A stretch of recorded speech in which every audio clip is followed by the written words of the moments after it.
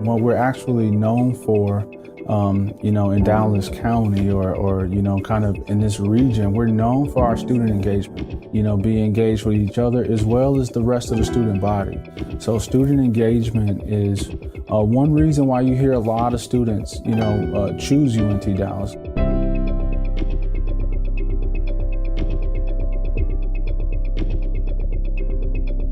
We have a close relationship with the second largest VA facility in the country, right here in Dallas. And last year we were honored to be recognized as one of the few universities that is recognized as a Purple Heart University.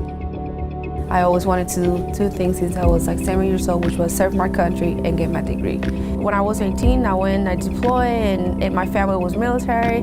I barely spoke English, so the English I learned was military. I kind of came across as rude. When I noticed that and I started noticing that I didn't like being around crowds anymore, I'm like, okay, well, I need to go to a school where it's not that big and I feel welcome. That's how I ended up here, and I met the student vets and how close they are. If you have any question about anything, if that person that you're talking to doesn't know the answer, he knows someone that's gonna help you out. When we first started, we had a blank slate. I kind of benchmarked some universities. I was able to kind of, really formulate something that was unique and new and innovative.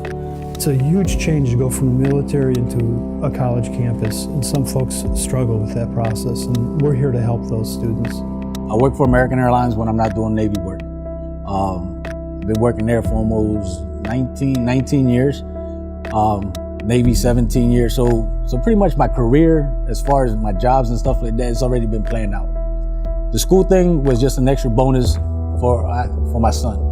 I want my son not to say, oh, I'm not going to go to college because my dad didn't, because my dad didn't go to college. And I'm like, you know what, with my military affiliation, being deployed, going here, working a full-time job, I'm like, you know what, I do what I got to do. If it's one book at a time, however long it takes. We want to educate more and more veterans, and as those veterans come in, we need help.